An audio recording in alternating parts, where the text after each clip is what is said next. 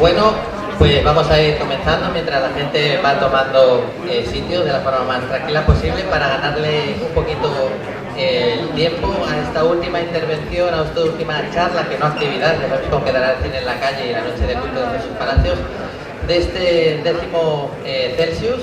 Y bueno, no hay que hacer una presentación demasiado larga, basta con decir Thomas Oldeheuvel, Catriona Ward, Susanna Maguire y David Wellington. Thought you said screaming. Is it correct? Yes, it is.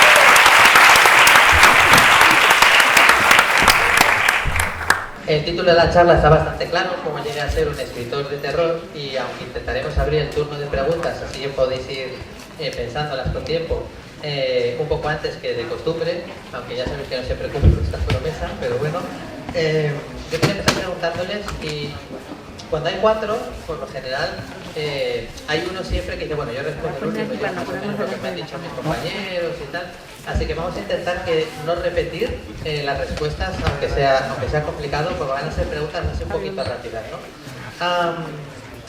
Lo primero que querría saber es, en cada uno de los casos, ¿cuál es esa obra que cuando era pequeño y tuvo el primer acceso a la literatura o al cine o a lo que sea de terror, le inoculó el veneno de la fascinación por esta forma de pasarlo mal pero bien al mismo tiempo? ¿Cuál es ese momento en el que dices, ya está, aquí fue, lo pasé muy mal pero me cambió para siempre y ahora aquí estoy?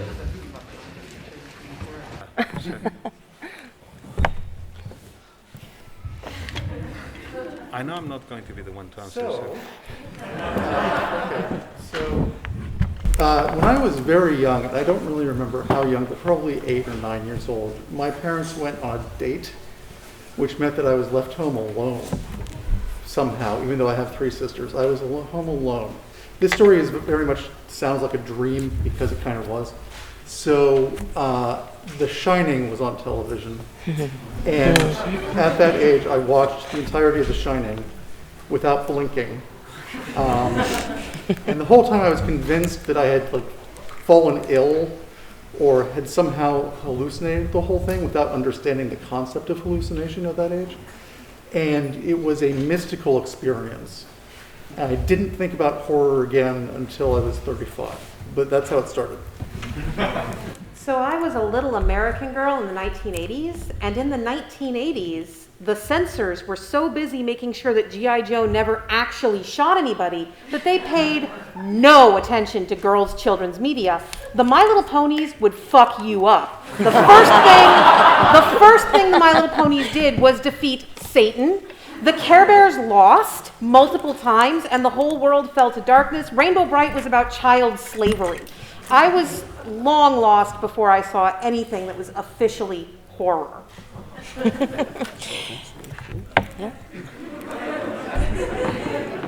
David empieza diciendo, lo cierto es que recuerdo que siendo yo un niño muy pequeño, me quedé un día solo en casa. Mis padres se fueron a una cita, salieron de cena y me quedé solo en casa. Y eso que tenía 3 hermanas mayores, pero con 8 o 9 años me quedé solo en casa. Y resulta que estaba yo por casa, puse la tele y viví una experiencia que fue casi onírica. Me pareció prácticamente un sueño. Y es que en la tele estaban echando El Resplandor y vi la peli del tirón, sin parpadear. Fue una especie de ensoñación. Me convencí en algún momento que era casi como haber estado enfermo. Me daba la sensación de que estaba alucinando, y eso que ni siquiera entendía el concepto de alucinación todavía. Y fue una experiencia casi mística que me cambió por completo y en la que no volví a pensar hasta que cumplí los 35 años. Shonan dice, yo era una niña norteamericana que crecía en los años 80. Y mientras en los años 80 los censores norteamericanos estaban ocupadísimos, preocupándose porque los G.I. Joe no mataran a nadie al disparar sus armas, nadie le hacía ni puñetero caso a Mi Pequeño Pony. Y os aseguro que Mi Pequeño Pony os puede joder bien la vida, que es muy oscuro. En uno de los primeros episodios derrotan a Satán, luego el mundo cae en la oscuridad. Rainbow Bright te puede destrozar, pero de 1000 maneras. Y a eso nadie le hacía caso en Estados Unidos en la tele. So when I was 13, I used to have something that's called hypnagogic hallucinations. And what this means is in just a certain point between sleep and waking, you hallucinate very, very, very vividly, physically, orally, and visually. So I used to wake up every night to the feeling of a hand in the small of my back pushing me out of bed. And it was probably the most frightened I've ever been. It's the most frightening thing still, I think, that's happened to me. But because I didn't know what they were, and we didn't have access to Google, I assumed that they were supernatural. And it was only much later I realized what they were. It was me, actually. So yesterday.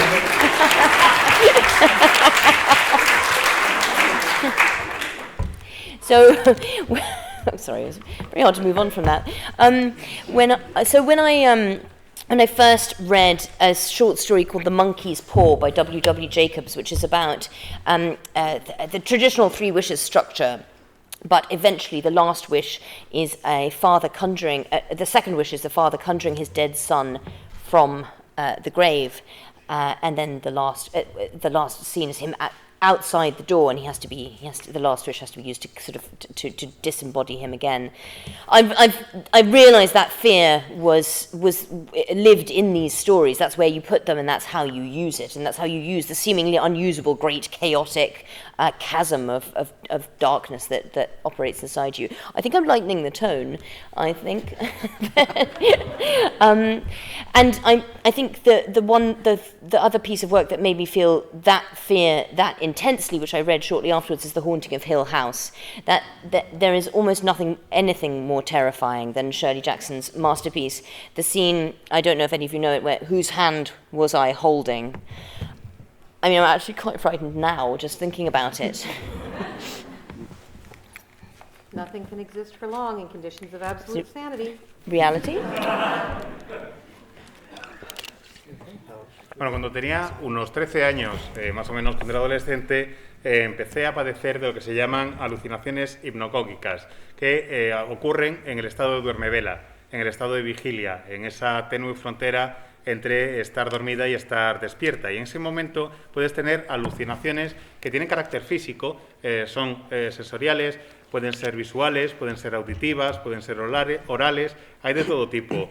Y la verdad es que me daba muchísimo miedo, porque a mí se me manifestaba como cuando me acostaba cada noche, como si una mano se apoyara en mi zona lumbar y me empujara fuera de la cama, me tirara de la cama. Y la verdad es que me daba muchísimo miedo. Jamás he tenido tanto miedo en toda mi vida como en aquellos momentos. Pensad que era la época en la que Google todavía no existía y no podía buscar información y no tenía ni idea de quién era. Interviene Thomas y dice, era yo.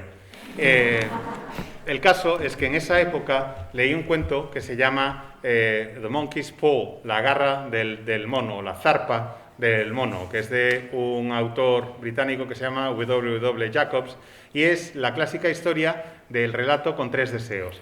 Y en esos 3 deseos, en el segundo, el padre solicita que devuelvan a la vida a su hijo muerto. Y luego está la escena final, donde hay un desmembramiento y demás. Pero bueno, el caso es que me di cuenta de que ahí es donde viertes el terror que sientes. De que en las historias es donde podías incluir el miedo que llevabas por dentro. Donde podías utilizar esa oscuridad que crece en tu interior y que te atenaza y te agobia. Y por lo que veo estoy dándole un tonito ligero yo a la charla. Y darle algún uso. Y luego, en esa misma época, leí una obra maestra del terror, que es La Casa Encantada, The House on the Haunted Hill, de Shirley Jackson, que realmente es absolutamente maravillosa. Me acuerdo de leerla y de tener la sensación de que alguien me estaba dando la mano y yo no tenía claro quién era, y es algo que realmente me asustaba muchísimo. So for me, it wasn't really a work of fiction. It was something that happened to me in real life. In the Netherlands, we have a habit that children, when they're about 7 years old, they go door by door selling stamps, and it's for a charity. So when I was 7 years old, I went door by door through my city selling stamps. And there was this apartment building, and I went door by door in the downstairs gallery, and a door opened, and there was a woman answering the door, and she had a nightgown on. I didn't know this woman, obviously. She had a nightgown on. And you've all seen Carrie, probably. That's what she looked like. She was covered in blood. And I did not know what happened. I did not know what she thought, who she thought would be at the door, like a doctor or an ambulance or anything. I don't know if it was an accident or a case of like a very bad nosebleed, or I don't know what it was. But I was 7 years old and I was standing there with my stamps. And I was raised very politely, and so after a while I regained my voice and I said to her, like, you know what? You don't look so well. I'll come back another day. And I went away. Because I was that scared. And I came home and I never told my mom what had happened because it just frightened me, and I didn't dare to tell my mom what had happened, what I'd seen. But that night she was at my bed, and the night after that again and again. Because in every nightmare, in every dream, she came back. And she, that idea that a door opened in my life and something hideous was behind it, that shocked me. And at the same time, it fascinated me because the things we're scared about also fascinate us. And that triggered this love for dark, scary stories. And then I read Pet Sematary and I was hooked. And then? I read Pet Sematary. Okay. Lo que me sucedió a mí, lo que me llevó a mí a caer en las redes del terror no fue una historia de ficción, sino una historia que me ocurrió en mi propia vida, en la vida real. Y es que en Países Bajos hay una tradición, y es que a los 7 años los niños vamos vendiendo sellos puerta a puerta para sacar dinero para una organización de caridad, para una organización benéfica. Y el caso es que un día iba yo recorriendo un bloque de apartamentos, llego a la zona de la galería, llamo a una puerta y se abre la puerta y aparece una mujer que está en camisón. Y yo no sé si todos los aquí presentes habéis visto Carrie, pero es que esa era la pinta que tenía exactamente. Estaba con el camisón y totalmente cubierta de sangre. A día de hoy no sé qué es lo que le pasó. No tengo ni idea. No sé por qué abrió la puerta. No sé si es que había llamado a la ambulancia y creía que era el médico que ya llegaba. No sé si es que había tenido algún tipo de accidente. No sé si es que le estaba sangrando muchísimo la nariz. No tengo ni idea. No sé lo que es, pero imaginaos, ya os digo, 7 añitos tenía yo, ahí estoy vendiendo mis sellos y de repente me encuentro con esa escena. Me quedé ahí parado y cuando recuperé la voz, como mi madre siempre me ha dicho que tengo que ser muy educado, me quedé mirando y le dije, mira, ¿sabes qué? Veo que no es un buen día para ti. Creo que ya volveré en otro momento. Y me fui. Y el caso es que aquella misma noche se me apareció esa mujer en sueños y a la noche siguiente y a la siguiente me acompañó durante muchísimo tiempo. No le dije nada a mi madre de lo que había visto porque me daba miedo saber o plantearme cuál podía ser su reacción. Y lo que sí se quedó marcado de manera indeleble para mí fue la idea de esa puerta que se abre y que te presenta un horror desconocido e inimaginable. Me dejó en shock la situación, desde luego, pero al mismo tiempo también me generó fascinación. La fascinación de aquello tan desconocido. Y a partir de ahí creció, o nació, mejor dicho, la historia de amor que mantengo con las historias oscuras. A partir de ahí y a partir del momento en que leí poco después Cementerio de Animales, de Stephen King. El ser humano, a excepción del propio ser humano y alguna pandemia que se cruza de siglo en siglo, no tiene un depredador natural, ¿no? Eso quiere decir que, pero eso no quiere decir que no estemos programados para tener miedo. De hecho, como mecanismo de protección es algo innato al ser humano. Entonces me gustaría saber si como autores, a la hora de explorar los terrores, como escritores, les interesa más la amenaza muy obvia, o sea, pues a una nave espacial gigantesca o un monstruo extraordinario, algo realmente llamativo, o les interesa más algo pequeño, tipo, pues yo qué sé, que a las 3 de la mañana pican en tu casa y miras por la mirilla y es alguien disfrazado de payaso.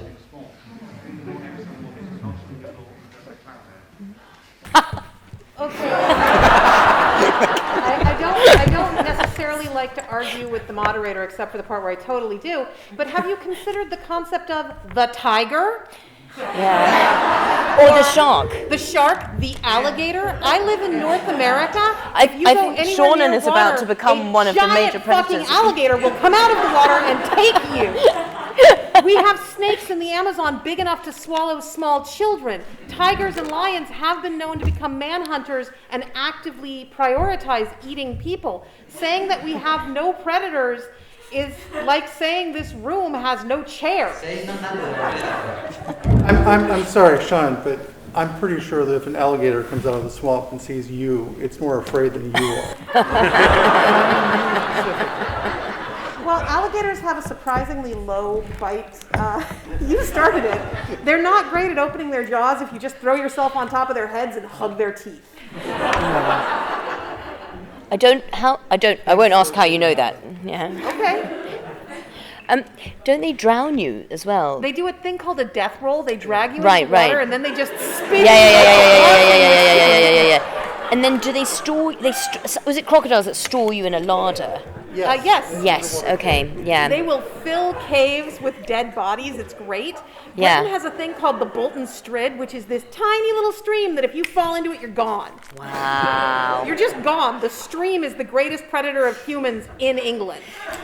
Well, I was telling the story the other day. When I was at school in Madagascar, we had a carnivorous, a very large, a long crocodile. It was about 15 feet long that had recently eaten someone's hand, and it escaped during a grade school walkathon around the zoo.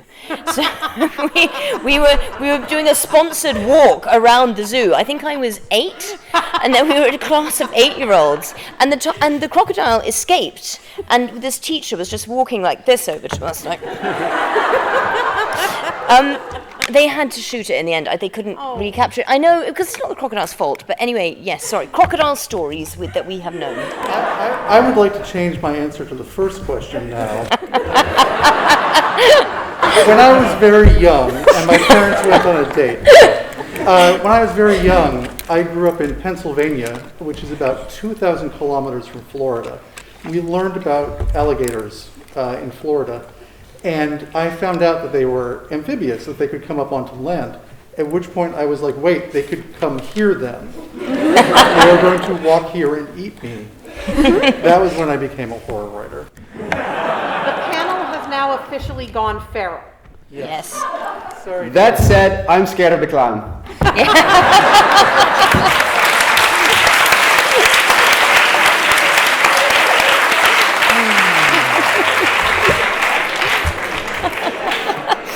Good luck, Diego. Good luck to Diego.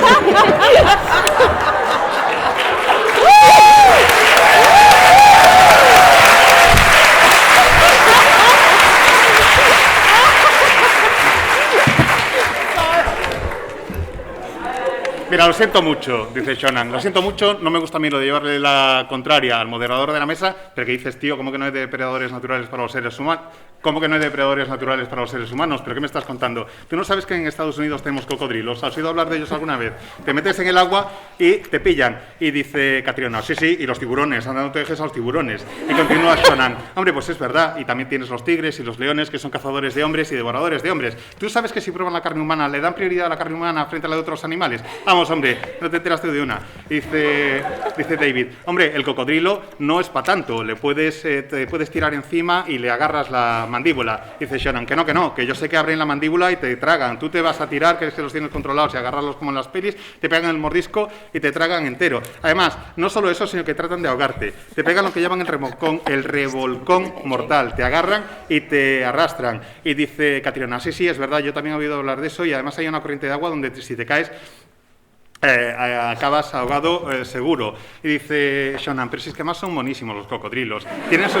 Tienen sus despensitas subacuáticas donde guardan los cadáveres y los tienen ahí guardados sin ningún problema. Y se van comiendo a los animales a sus presas cuando lo necesitan.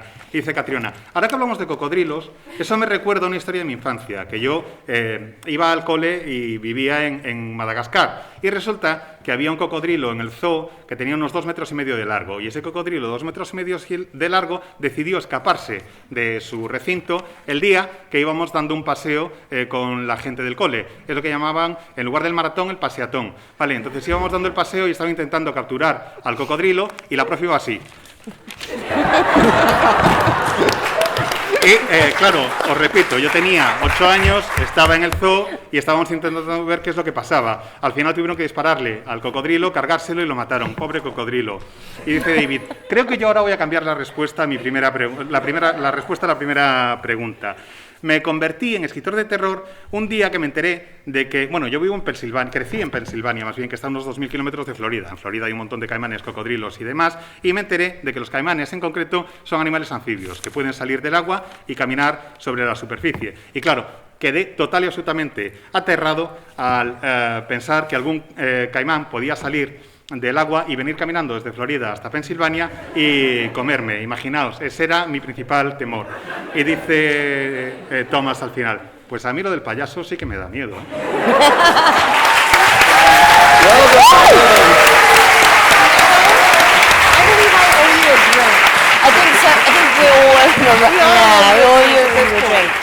Yeah. Okay, next question. Diego, what are you afraid of? Having a salt Guests bath at again. Celsius.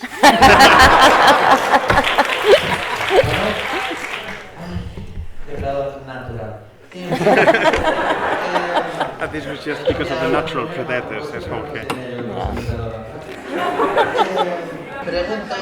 ¿Pregunta alguien del público? Sí, ayer, un valiente. Habláis mucho de cocodrilos y de tigres y de no sé qué, pero no tenemos en cuenta de que básicamente los hipopótamos son tanques acuáticos. Okay, you've been talking a lot about tigers, lions, crocodiles, alligators, what have you, but has none of you realized that hippopotamus are basically aquatic tanks? The hippopotamus is straight up the deadliest animal in Africa. The only reason it's not the deadliest animal in the world is Australia exists.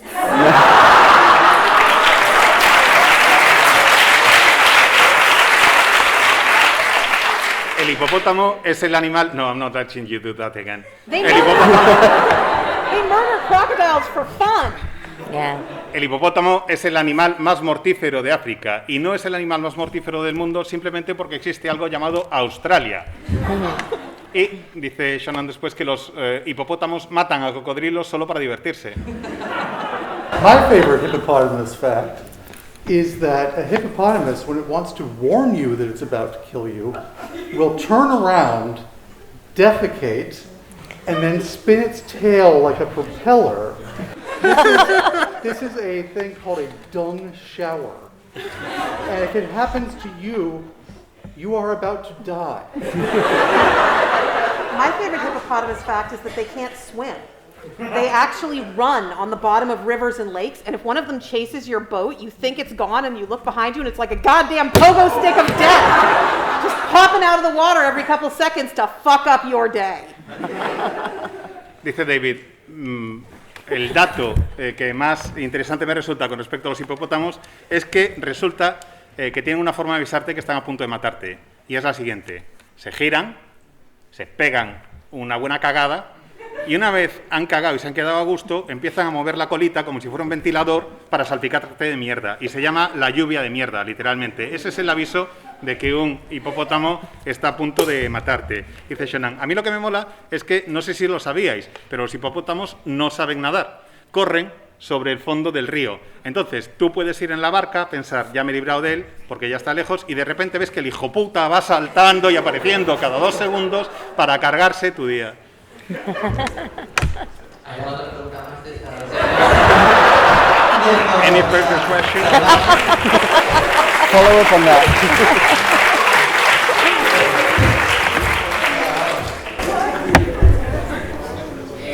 No, ni arácnidos ni...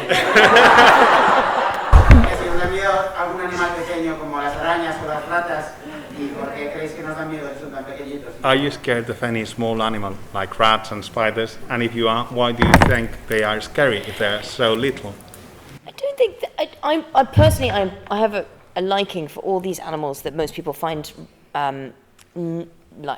not particularly don't feel particularly affectionate towards. I think if we have a differently arranged face, if we don't recognise the physiognomy and the way that the animal expresses itself, we feel it to be alien and sort of badly intended towards us. Like rats don't have faces that are designed to emote in the ways in the way that ours are. So we immediately attribute lots of things to them that don't exist. And that's why they're scary, and spiders move in a way which is completely alien. You know, they're constructed and behave and move in a way that we just couldn't conceive of. So to us, that seems kind of necessity because it's strange. It triggers that fear instinct in us. We were talking about this on the way in. I'm terribly fond of snakes. I think they're lovely. The facial arrangement inspires an inherent kind of old inherited terror in us, but they're actually, you know, God, they're a lovely thing to hold. They're like really, a hug, they're so so, there's such an arm. well, and then the hug moves, like many hugs, into danger, and it goes too tight. But like many kinds of love, it turns aggressive. No, they're a lovely tactile thing to hold, and I think there's something to be said for pushing yourself a little bit to look at these things for what they are, as opposed to, because a lot of horror is predicated on that, like creature horror and stuff like that. Yeah. Personally, that's not my area of fear, you know. Well, I mostly agree, although rats still have fur, so they kind of, you can like stroke them, and they're like mice, and mice are cute. So same goes with reptiles and snakes. They have like paws and eyes, and you can look at them. But the one thing that frightens me is as soon as animals have 8 legs, and they suddenly they move by threads from ceiling to floor to wall and they crawl up on you, and that is just alien, right? It's just the stop-start, isn't it? It's Yeah. That is yeah. too People don't like that. Too inhuman to be. Oh God! Look at him. Actually, look, I'm scratching myself. Yeah. So for me, it's cave fish, or anything that used to have eyes and now doesn't. Eyes are so important to how we perceive animals, and something that has decided it doesn't need them anymore it's terrifying, not for itself, because cave fish are tiny. They're not dangerous fish, but they suggest that maybe we're not perfect, that maybe evolution didn't make us right, and that there are things in our future that we cannot predict. So the Melbourne Reptile Park in Melbourne, Australia has 2 taipans. And their older taipan is a big fat male taipan who just wants a mouse. If you pick him up, he basically pops fang immediately so that you can milk him.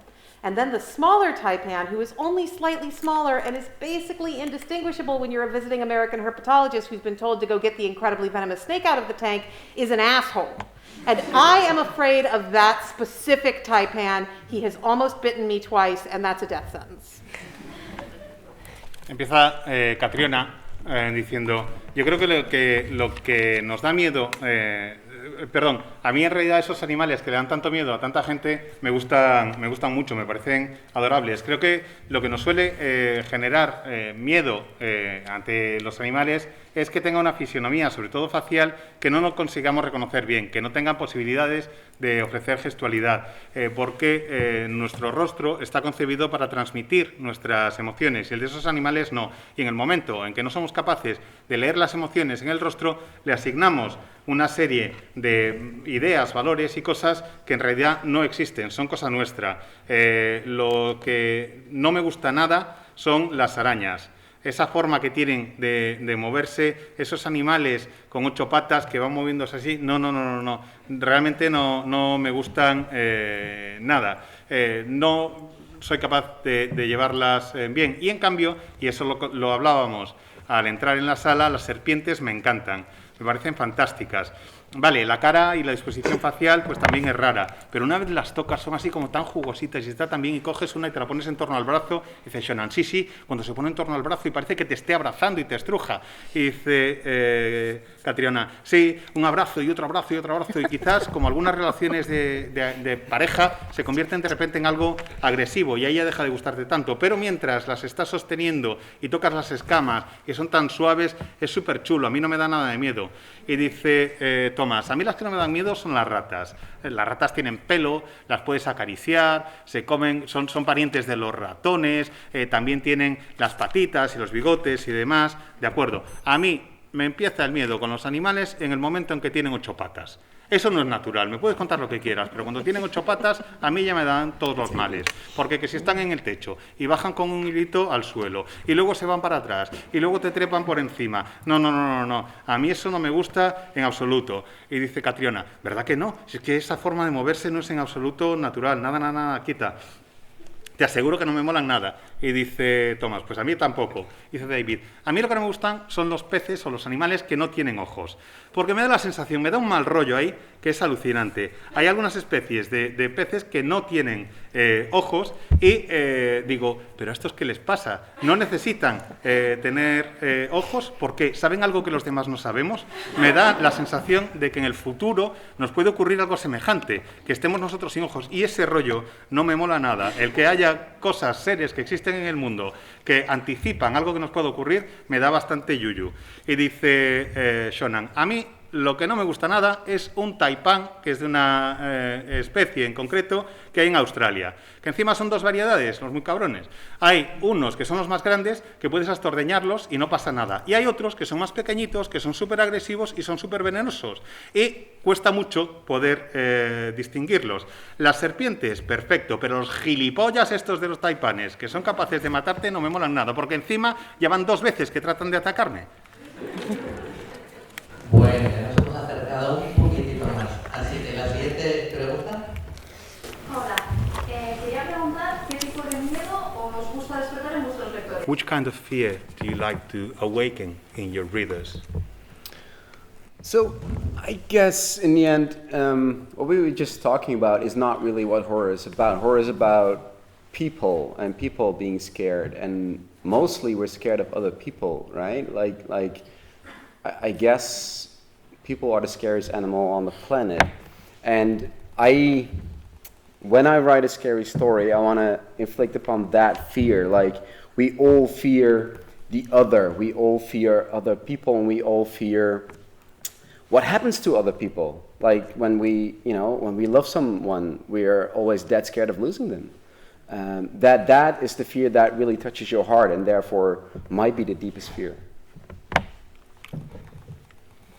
I live in the land of scientific fear.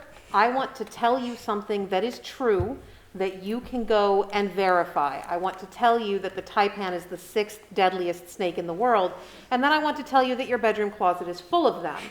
My main goal is to construct a scenario of fear that is so absolutely plausible that you can't get out of it. And that is why so much of my work is about pandemics. Yay. For me, the highest version of fear is dread. It's what has not happened yet, but is going to or might. So there's an old story about I think it was Stephen King who first said that what's more scary, a 6-foot cockroach at your door, or a 6-foot cockroach knocking at your door before you open the door. And for me, the great moment of fear is the moment when the character steps into the darkness and says, "Hello, is someone there?" Yeah. And before there's an answer, you are terrified. I think I agree with with what everyone said, but I think that particularly so much of horror is waiting for the horror. I think, and Thomas was saying that we're afraid of each other. I think we're afraid of ourselves as well.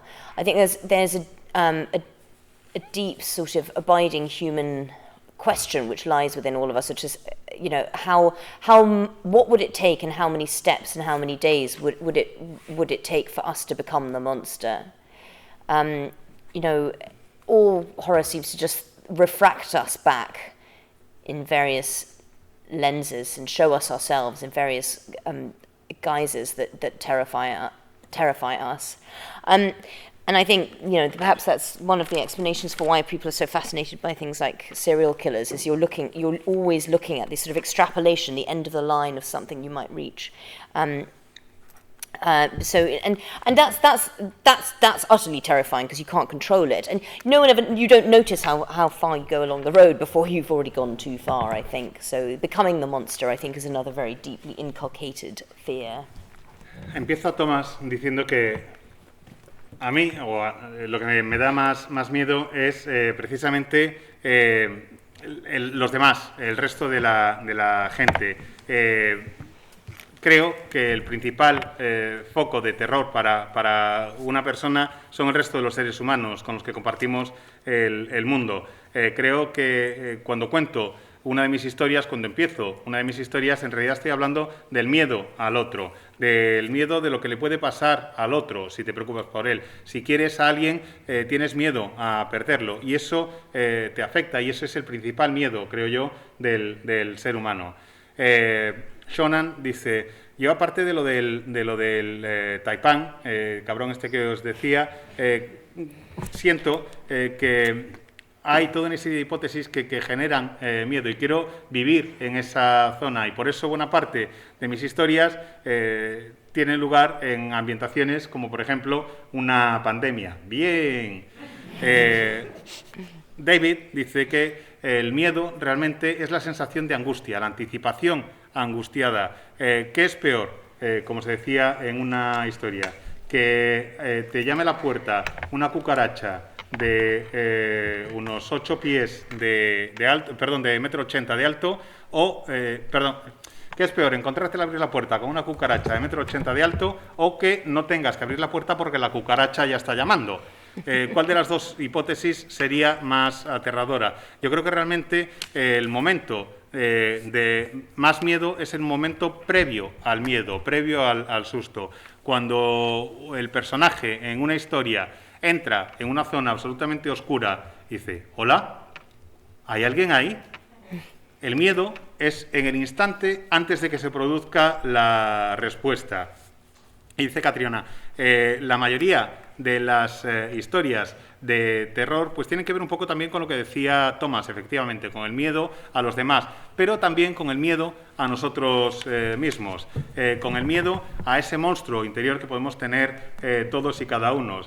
Creo que vemos el miedo como una forma de reflejar elementos de nosotros que no nos gustan. Creo que realmente lo más aterrador es ir convirtiéndote en un monstruo y no ser consciente de que te está ocurriendo, que has avanzado demasiado. Creo que el miedo que tenemos es el ver que nos podemos convertir en alguien como un asesino en serie, que creo que genera una fascinación general en el público porque son una extrapolación de lo que te puedes encontrar al final del proceso. Son una extrapolación de aquello en lo que te puedes llegar a convertir. Y el principal miedo, me parece a mí, que es el no saber hasta qué punto has avanzado en ese camino, hasta qué punto has llegado en esa ruta, hasta cuán lejos has llegado en el proceso de convertirte en un monstruo. Quería preguntar si, como escritores que sois, que trabajáis con ideas, si alguna vez os habéis encontrado con alguien que se hubiera sentido profundamente ofendido por alguna de las ideas que habéis desarrollado. You are writers, you work with ideas. Have you ever found anyone who is deeply offended by one of your ideas?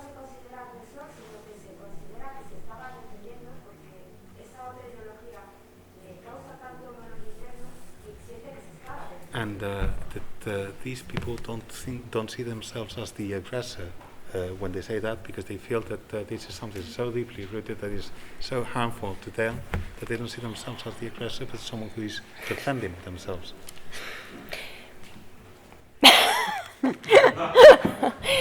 I mean, again, I write books about global pandemics. So the last year has been a magical party of people being offended by things I wrote 10 years ago that are clearly attempting to push a political agenda about COVID. I have a book called The Kingdom of Needle and Bone, which is basically Anti-Vaxxers Should Die in a Fire, the novel.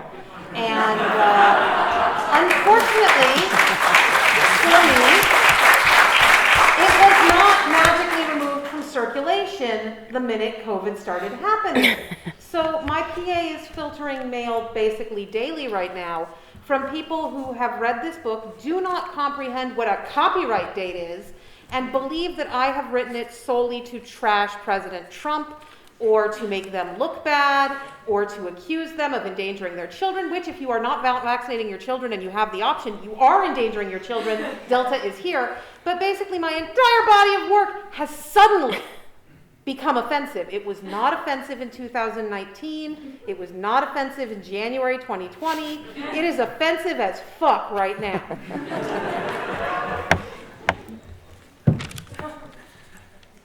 Hombre, repito, yo escribo o ambiento buena parte de mis obras en una pandemia global.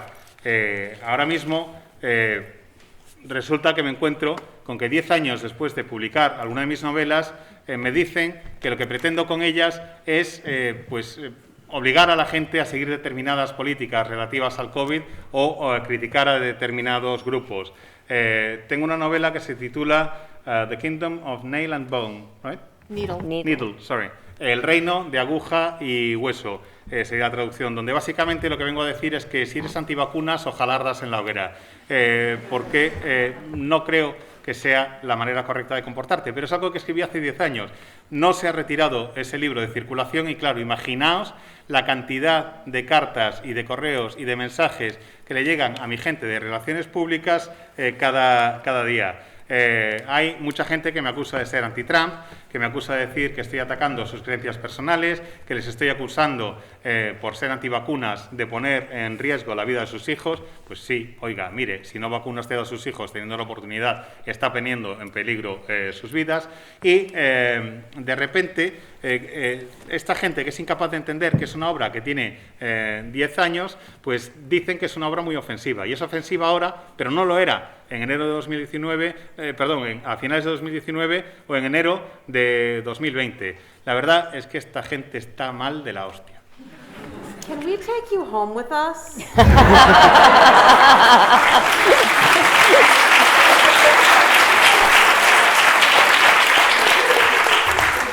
I offended about 150,000 people by expectation, but it wasn't really my fault. So what happened, like in the Netherlands, every year a writer is invited to write the gift book for the month of suspense and crime. And Dutch crime is pretty mild. Horror is non-existing in the Netherlands, except for me. So Dutch crime is very mild. Whenever there's a murder, people are, so when they invited me to write the gift book for it, and this is like printed in like 300,000 plus copies, because everyone who buys a book gets a free copy. I asked them, you know what kind of stuff I write, right? And they said, yeah, we do. So give it to us. And I thought, okay, I'll give it to you. So I wrote a story, and this is like a novella, it's like 20,000 words. So I wrote a story called Dolores Dali Baby Doll, and it is about a grieving mother who had lost her baby and mourning her death and becoming obsessed over the death of the baby. She basically digs up another person's deceased baby and tries to raise it as her own as it is decaying. And so half of the people who read it totally loved it, and the other half, the other 150,000, they were like, what the fuck is this? And I got a lot of emails, and especially a lot of emails asking, so, how did you do your research? And I can tell you all sorts of stories about the research I did for that. You should see my search history on Google about undead babies. I mean, it's called horror. isn't it?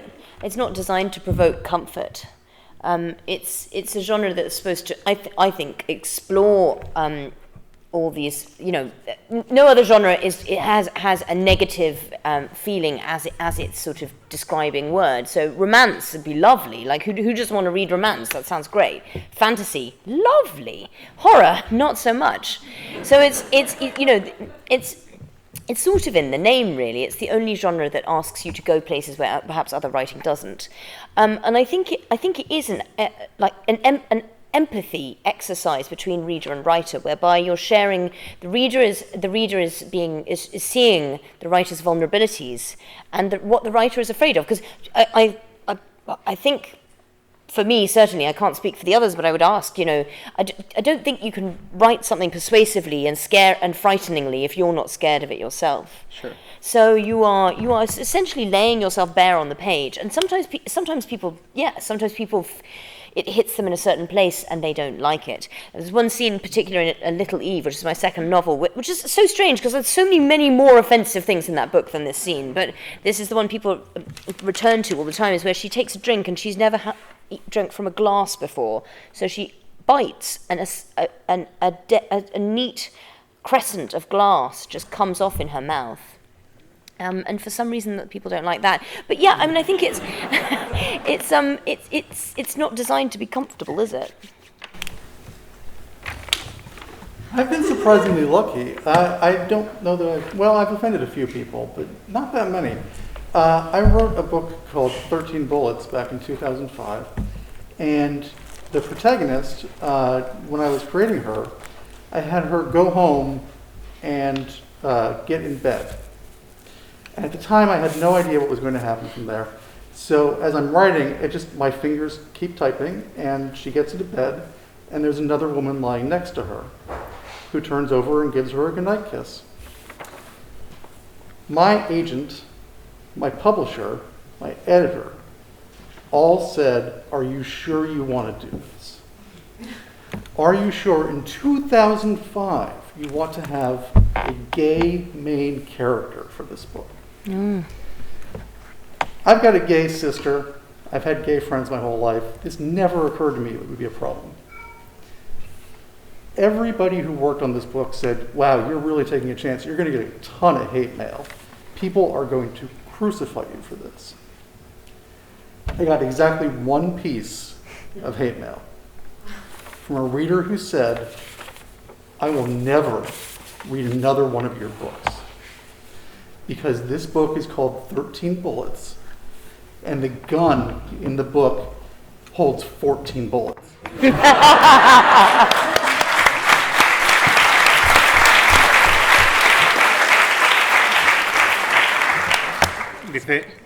Dice Tomás, bueno, yo una vez cabré a 150.000 personas, pero no considero, o ofendía a 150.000 personas, pero no considero que realmente fuera culpa mía. El caso es que en Países Bajos hay una costumbre que es que durante un mes determinado del año se celebra el día del libro gratis, y es una novela negra o de suspense. En Países Bajos, por cierto, no hay autores de terror. El terror prácticamente soy el único que hay y para de contar. Y el caso es que este libro de novela negra se da gratis a todos los que compren un libro en ese día, y se imprimen unas 300.000 copias más o menos, se distribuyen unas 300.000 copias más o menos, 300.000 ejemplares. Y el caso es que me dijeron, "Oye, ¿te apetece escribirlo?" Y les dije, "Vamos a ver, ¿habéis leído lo que yo escribo?" Y dijeron, sí, queremos que nos des eso. "Ah, ¿que queréis que os dé eso? Pues os lo voy a dar."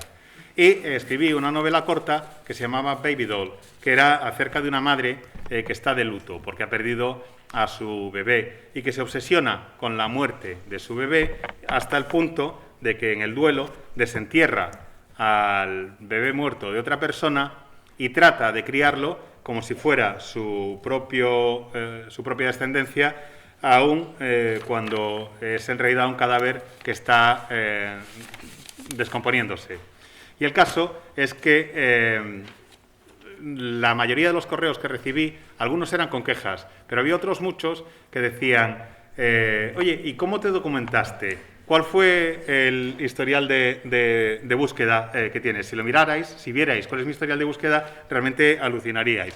Y el caso es que creo que ofendí a todas esas personas, pero no por culpa mía. Dice Catriona, el caso es que el terror es un género muy frío, es un género que no persigue generarte sensaciones cálidas ni cómodas. No es como otros géneros. Cuando alguien dice, me encanta leer ciencia ficción, siempre dicen, ¡ay, qué bien! Cuando alguien dice, me encanta leer fantasía, siempre dicen, ¡ay, qué bien! Y en el caso del terror no pasa eso. Yo creo que ya el rechazo surge del nombre mismo del género, porque nos quiere llevar, nos quiere obligar a enfrentarnos a cosas y a sitios que no conocemos bien. Te obliga a un ejercicio de empatía en todo momento entre lector y escritor. El lector se muestra vulnerable ante la página, perdón, el escritor se muestra vulnerable ante la página y el lector es el que tiene que hacer un ejercicio de empatía para comprender lo que le están contando. Cuando eres escritor solo puedes hacerlo, solo puedes escribir de manera convincente, solo puedes generar terror de verdad si te desnudas en la página. Y a veces la reacción del lector es exagerada porque le estás llevando a sitios a los que no quiere ir, porque le estás llevando a lugares donde no quiere estar. En mi segunda novela, que se llama Little Eve, hay una escena que generó muchísimo rechazo y polémica, y a mí no me parece que sea para tanto, pero hay un montón de gente a la que le molestó, y es que hay un personaje que por una serie de razones no ha bebido jamás en vaso en su vida, y cuando coge el vaso por primera vez lo muerde, y al morderlo corta una media luna de vidrio que se le mete en la boca, y esa imagen le resulta muy desagradable a mucha gente, aunque no acabo de entender muy bien por qué, pero eso es lo que generó más rechazo.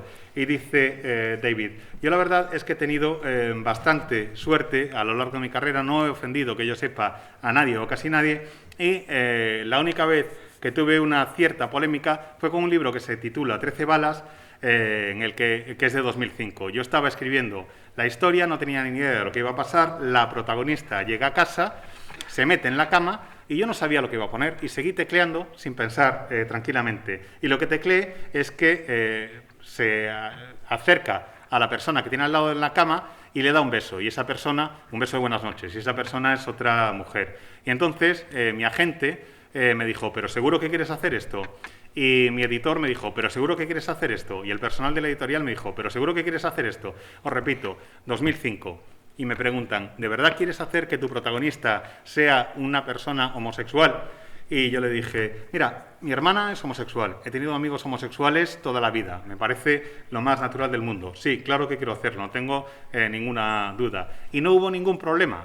Bueno, miento, hubo un correo, una carta de un lector ofendido y un lector que me criticaba muchísimo y que dijo que jamás volvería a leer nada que hubiera escrito yo, porque se me había ocurrido titular el libro 13 balas y resulta que las pistolas que usan los personajes del libro en realidad tienen un cargador de 14.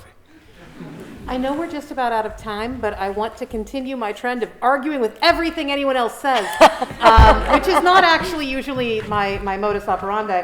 But I don't actually agree that horror is the genre that lacks comfort. I think that horror is the most comforting genre in many ways, because what it does is it teaches us that we can win. It teaches us that the monster can be defeated, the pandemic can be cured, the world can be made safer for us. We can find our way home to Midian. Midian is always there to welcome the monsters in. And if you're a monster, it's okay. You can still be loved because Midian is there. So while horror exists to scare us and bring us to that tense place, it also exists to untie the knot a little bit and bring us back to a comfortable reality. I think that's exactly right. I don't disagree at all. I suppose I find my particular comfort that I take from it myself is that the idea that someone is frightened of the same things as me brings me comfort. So the very kind of evocation of terror in the novel tells me that it's a reaching out of the hand through the page, isn't it? Person to person. So but I totally agree. It's a sort of structured environment. Like fiction has rules. Life doesn't have rules. Fiction has to have structure and plot and logic and a copy edit, and we don't get that. We don't get that in life. So there's an inherent comfort in it. I totally agree. I also agree, but I think that there's another way that we use horror, because I think it's like all fiction, it's a tool that we use for various purposes. One is definitely to comfort ourselves. Another is to test ourselves. And this is something you see with a lot of teenagers who dare each other to watch scary movies.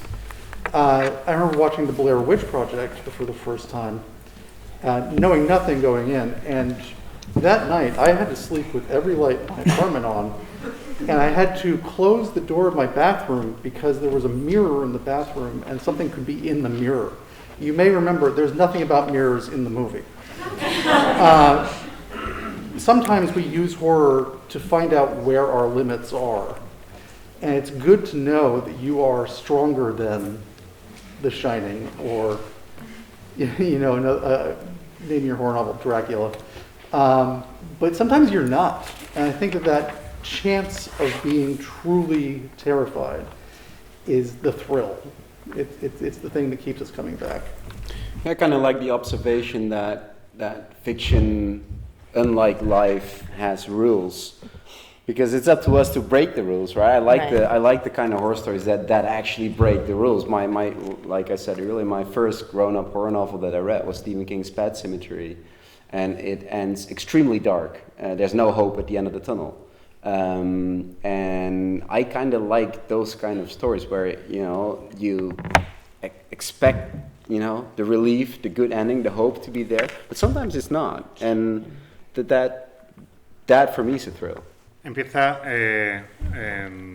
Shonan diciendo, y es que, en fin, no es por mantener esta tradición de llevar la contraria a todos los que están presentes en la mesa, pero lo voy a hacer. Y no es que sea mi modus operandi habitual, pero es que realmente es lo que creo. Yo no estoy de acuerdo con lo de que el terror sea el género que no sea un género cómodo. Te puede generar comodidad de formas distintas, te puede generar sensaciones que en el fondo son positivas, porque es el género en el que confías poder ganar, en el que hay una esperanza de victoria, de superar las situaciones. Puedes derrotar al monstruo, la pandemia se va a acabar, el mundo volverá a ser un lugar seguro. E incluso, si eres un monstruo, siempre te queda Midian como refugio al que volver. Todo el mundo tiene un sitio al que regresar gracias al terror. Dice Catriona, estoy en parte de acuerdo. Lo que creo es que lo que hace el terror es desatar el nudo de la realidad. Ponernos en situaciones que no son especialmente cómodas y no estoy en desacuerdo con la idea o con el enfoque que tienes tú con respecto al terror. Yo creo que el terror puede tener un elemento de comodidad cuando compartes la experiencia con el lector, cuando sientes que al escribir una historia de terror estás tendiéndole la mano porque es un miedo compartido al lector que está al otro lado de la página. Y creo que el terror tiene un elemento de comodidad y positivo en el sentido de que el terror sigue unas reglas, tiene una estructura. Las obras de ficción de terror tienen una estructura, tienen una forma de presentar el relato, tienen correcciones, tienen un poco de todo. Y eso es una de las grandes diferencias entre la ficción y la vida. La vida no tiene lógica, la vida no tiene una estructura interna y el terror sí, y eso sí que puede generarnos una cierta sensación de comodidad. Y David dice, yo estoy de acuerdo más o menos, creo que el terror lo que hace también es mostrarnos nuestros límites. El objetivo no es solo ver qué nos provoca una reacción de miedo, sino saber cuáles son nuestros límites, como cuando entre adolescentes nos picábamos, o como cuando de adolescentes nos picábamos entre nosotros. Yo me acuerdo cuando vi el proyecto de La bruja de Blair, dormí con las luces del piso encendidas y con la puerta del baño cerrada, porque creía que había algo en el espejo que podía venir y atacarme. Y ya sabéis que en el proyecto de La bruja de Blair no hay ningún espejo ni por asomo, pero yo tenía ese miedo. Creo que sirve para conocer cuáles son nuestros límites, saber si somos lo bastante fuertes como para ver El resplandor de niños y sobrevivir a ellos sin problemas, o como para poder ver Drácula. Y creo que a veces no somos lo suficientemente fuertes como para soportar esas sensaciones de terror, y que precisamente eso es lo que buscamos, ese chute de adrenalina, esa sensación, esa emoción que genera el terror puro. Y dice Tomás, yo estoy en parte de acuerdo en lo que se comentaba con respecto a que la ficción es distinta de la vida. Efectivamente, la ficción tiene reglas, pero lo que nosotros queremos como autores de terror precisamente es romperlas. Queremos que haya una capacidad para sorprender también al lector, aunque existan esas reglas. Como os he dicho antes, la primera novela adulta que leí fue Cementerio de animales, y es una novela que no tiene un final especialmente esperanzador. Está muy bien que el terror pueda darte comodidad y confort y darte ese alivio de vez en cuando, pero también está muy bien que de vez en cuando no lo haga. Pues precisamente el tiempo se ha acabado, lo hemos alargado un poco, pero es cierto que hemos empezado 10 minutos tarde. Yo siempre lo digo, esta última mesa, que siempre es con 3 o 4 super cracks, me tienen que dejar Diego y Cristina hacerla más larga, que una hora es muy corta, si lo vemos todos los años, tenemos que escarmentar con la experiencia. Ya, pero me decís, sí, pero me decís, no más que las 9:30 si no hemos cenado.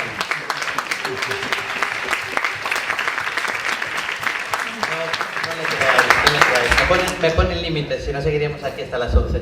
En fin, lamento a todos los que os habéis quedado con la mano alzada y sin preguntas. Para otro año intentaremos hacerla más larga. Esta vez ya me impondré seguro. Ahora vamos a dar en un momento las fechas y desvelar algunos de los autores que estarán en el 2022. Pero antes sobra decir el lujo que ha sido tener a estos autores. No me voy a enrollar con la despedida como lo hice con la inauguración, porque no hace falta decir mucho más. David Wellington, Sienna Maguire.